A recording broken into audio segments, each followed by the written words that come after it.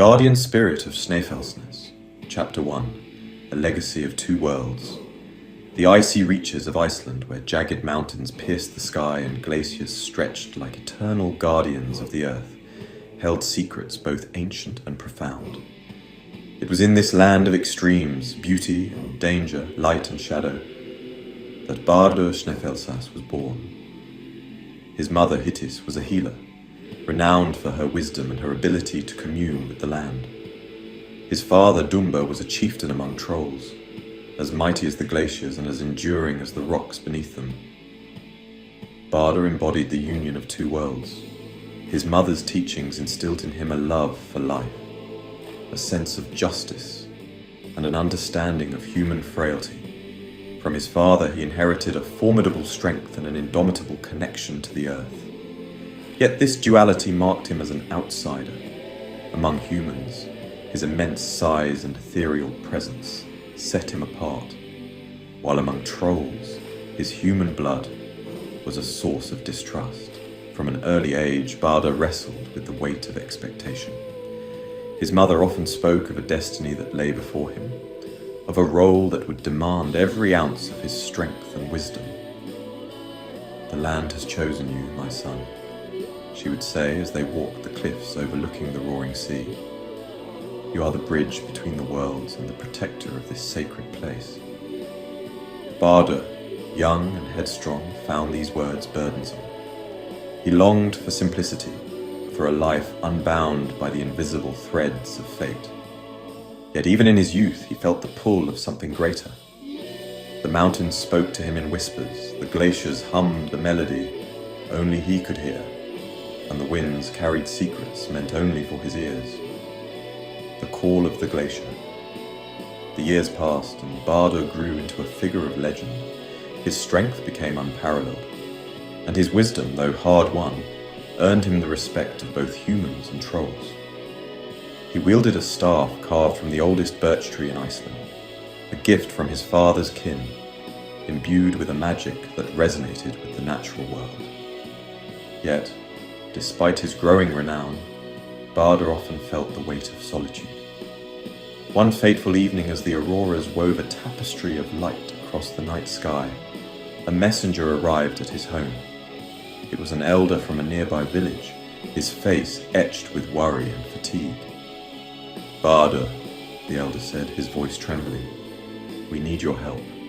The glacier. It stirs with unrest. The fishermen speak of strange lights beneath the ice, and the livestock have begun to vanish. The people are frightened. They say the spirits of Snæfellsjökull have turned against us." Bardur's chest tightened. He had felt the glacier's unease for weeks, a dissonance in the harmony he had always known. "I will go," he said, his voice resolute. "The glacier calls to me, and I cannot ignore its cry." The elder nodded, relief washing over his face. "Thank you, Bardur. May the spirits guide your path." As he prepared for the journey, Bardur's thoughts turned inward. He felt the weight of responsibility pressing against his chest. What if he failed? What if the glacier's unrest was a harbinger of something far greater than he could comprehend? He shook the thoughts away, focusing instead on the rhythm of his breathing and the steady hum of his staff as it rested in his hand. He would face whatever lay ahead with the strength of both his worlds. The trials of Snæfellsjökull. The path to Snæfellsjökull was treacherous, even for someone of Bardur's might. Jagged cliffs and icy plains stretched before him, each step a test of his endurance and resolve. The winds howled like banshees, carrying with them the voices of the past. At times he thought he heard his mother's voice, urging him onward, reminding him of his purpose. The journey was not without its encounters. Along the way, he met the Huldufolk, the hidden people of Iceland. They emerged from the shadows of the lava fields, their eyes glinting with an otherworldly light. "Why do you tread this path, half-breed?" one of them asked, her voice sharp and probing. "Do you seek glory, or do you truly wish to protect the land?" Bardur met her gaze, his voice steady. "I seek only to fulfill my duty. The glacier is in pain. and I will not stand by while it suffers. The Hulderfolk studied him for a long moment before nodding. Then go, Guardian. But remember, the glacier is both your ally and your test. It will reveal who you truly are. As he continued, the nights grew colder, the stars brighter, and the silence deeper. One night, as he rested beneath the auroras, a white wolf approached. Its eyes burned like embers, its presence both comforting and unnerving. "Bardur," the wolf said, its voice resonating like the echo of a great canyon. "You are nearing your trial. The glacier holds a darkness that mirrors your own. To conquer it, you must first face yourself. Are you ready?" Bardur's heart raced, but he steadied his breath. "I am ready." The wolf nodded, disappearing into the shadows. Bardur closed his eyes, the wolf's words echoing in his mind. He understood that his journey was as much about inner strength as it was about external power. The demon beneath the ice, Snæfellsjökull, loomed before him, a towering sentinel of ice and stone. The air crackled with an unnatural energy, and the ground beneath his feet seemed to tremble with anticipation. As he ventured deeper into the glacier's heart, the light dimmed, and a chilling silence enveloped him. At the core of the glacier he found it, Skuggi, the demon of shadow and fire, imprisoned for centuries, but now on the brink of escape. The cavern pulsed with heat and darkness, a stark contrast to the icy walls that surrounded it. "So, the half-breed comes to challenge me," Skuggi sneered, its voice a venomous hiss. "Do you truly believe you can contain my power?" Bardur raised his staff, its light cutting through the shadows. "I am the guardian of this land. Your darkness has no place here." The battle that ensued was like nothing Bardur had ever faced. Skuggi unleashed torrents of fire, each wave threatening to consume him. But Bardur called upon the spirits of the glacier, the ice itself rising to meet the flames. The cavern became a theatre of light and shadow, each clash reverberating through the glacier. As the battle raged, Bardur felt the strain on his body and spirit. Doubt crept into his mind, whispering of his inadequacy. But he remembered his mother's words, the wolf's warning, and the faith of those who had called upon him. Summoning every ounce of his strength, he drove his staff into the ground, channeling the glacier's power to seal Skuggi once more. The demon's roar echoed as it was pulled back into the depths, its fire extinguished by the unyielding ice. The cavern fell silent, the air heavy with victory and loss. The guardian spirit. Though victorious, Bardur emerged forever changed. The glacier's energy had fused with his very being, his essence now inseparable from the land he had sworn to protect. His once dark hair had turned white as the snow itself, and his eyes now glowed faintly with the same ethereal light he had once seen in the auroras above. The immense power coursing through him made him feel at once invincible and deeply humbled. He returned to the villages one last time. As he walked through the town square, his towering frame casting long shadows in the afternoon sun, people gathered to see him. They could sense something had shifted within him. Children whispered in awe. Elders bowed their heads in gratitude, and the air was thick with reverence. Bardur addressed them, his voice resonating like the wind through the canyons. "The glacier is safe, and the darkness has been sealed, but my path leads me elsewhere. I belong now to Snæfellsjökull, to its spirits and its power. I will guard this land for as long as it endures." The villagers pleaded for him to stay, their voices breaking with emotion. Yet deep down, they understood. Bardur's destiny was far greater than their village. It was tied to the very essence of the land itself. They wept as he turned and began his final journey toward the glacier. High above the villages, at the foot of Snæfellsjökull, Bardur stopped and gazed back one last time. The wind carried the faint sound of a hymn sung by the villagers below. A warmth spread through him, filling the cracks left by the sacrifices he had made.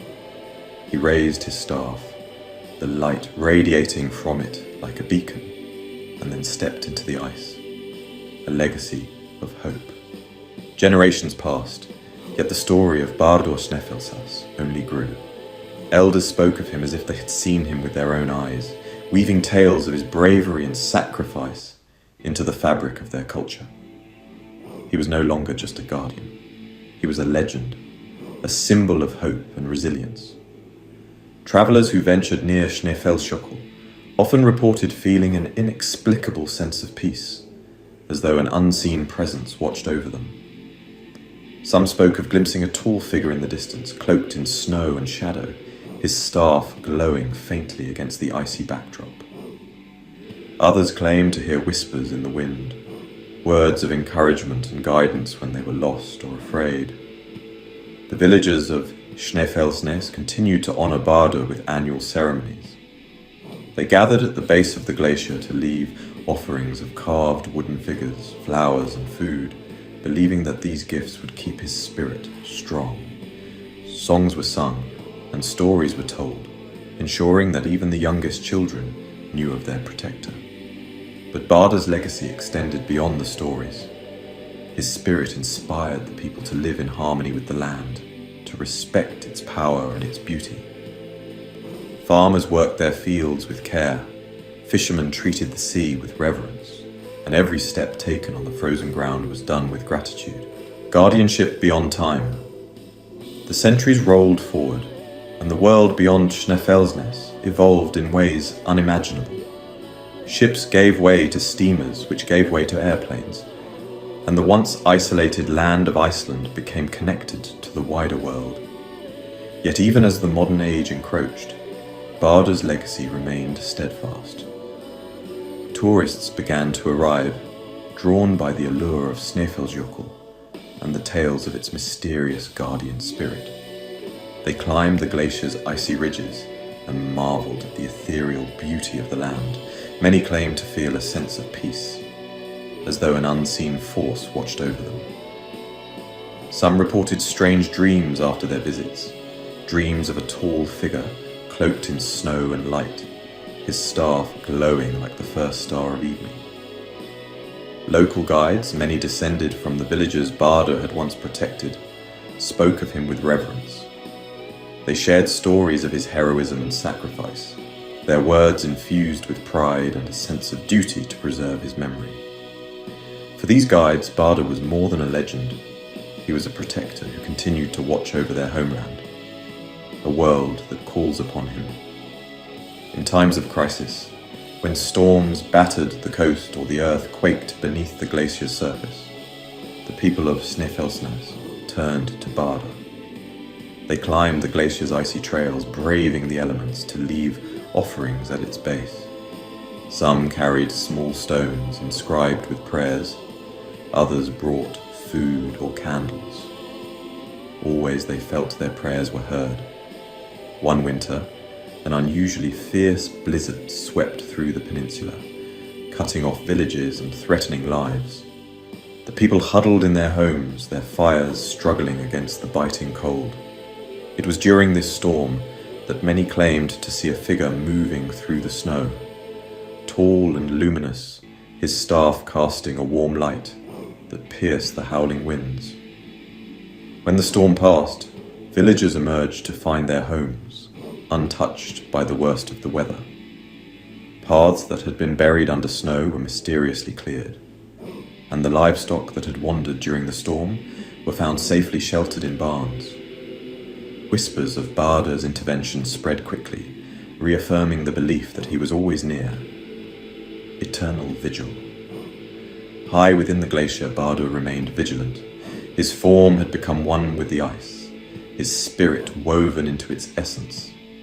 He could feel the pulse of the land, the shift of tectonic plates beneath his feet, the breath of the wind as it swept across the plains. Time passed differently for him now. Seasons blurred into one another, and years felt like moments. Yet Bardur was not alone. The spirits of Snæfellsjökull, ancient and wise, surrounded him. Together, they maintained the balance of the land, ensuring that the glacier continued to provide life to the peninsula. Bardur's connection to the human world endured, and he listened for their prayers, offering his guidance when it was needed most. Sometimes Bardur would reflect on his journey. He thought of his mother, Hildis, whose wisdom had set him on this path. He thought of the villagers, whose courage and resilience had inspired him to embrace his destiny. And he thought of the wolf, whose cryptic words had prepared him for the trials he would face. These memories gave him strength and reminded him of the bond between humanity and the natural world. Bardur knew that his guardianship was eternal, his purpose as enduring as the glacier itself. A new dawn, the sun rose over Snæfellsjökull, casting golden light across its icy expanse. Below, the villagers prepared for their annual festival, their voices lifted in song as they honored their guardian spirit. The air buzzed with life and hope, a testament to the harmony Bardur had worked so hard to preserve. As the celebrations continued, a young girl named Eira wandered away from the crowd, drawn by an inexplicable pull toward the glacier. She carried a small wooden carving of a wolf, a gift she had made for Bardur after hearing the stories of his journey. Eira climbed carefully, the snow crunching beneath her boots, until she reached a small hollow in the ice. Placing the carving gently on the ground, she whispered, "Thank you, Bardur, for protecting us." The wind stirred, carrying a soft, warm breeze that ruffled Eira's hair. She smiled, feeling a presence she could not see but knew was there. In her heart, she felt a quiet reassurance, a connection to something far greater than herself. Eira turned and made her way back to the village, the glow of the festival lights guiding her steps. Behind her, the glacier shimmered in the fading light, its guardian ever watchful, ever present. But as centuries stretched into millennia, the glacier's whispers began to change. Bardur could feel the deep pulse of the earth growing restless. The glacier, though ancient and steadfast, bore the weight of a warming world. The spirits of the ice grew quieter, their once vibrant hums now fraught with uncertainty. Bardur watched, powerless to halt the creeping changes. It was during one such moment of reflection that the wolf reappeared. Its fur gleamed silver beneath the auroras, and its eyes held the wisdom of countless ages. "Bardur," it said, its voice soft but commanding. "The time has come to pass your guardianship to the land itself. Your task is complete, and the balance you preserved will now depend on those who walk the earth below." "And what of the glacier?" Bardur asked, his voice heavy with sorrow. "It will endure, won't it?" The wolf nodded slowly. "It will endure, but not as you have known it. The ice will shift and recede, yet its spirit will remain. You must trust the people to carry your legacy forward. It is their turn to protect the land." Bardur's form, long woven into the glacier's essence, began to dissipate. His spirit rose like mist from the ice, carried upward by the winds that had once whispered his destiny. As he ascended, he cast one final glance at the world he had protected for so long, the spirit of the land. In the years that followed, Snæfellsjökull remained a beacon of wonder and reverence. Though the glaciers continued to change, the people's bond with the land endured. The villagers still spoke of Bardur, not as a distant guardian, but as the spirit of the land itself, an eternal presence in every stone, wave, and breeze. On quiet nights, when the auroras danced across the sky, travelers and villagers alike would pause to watch.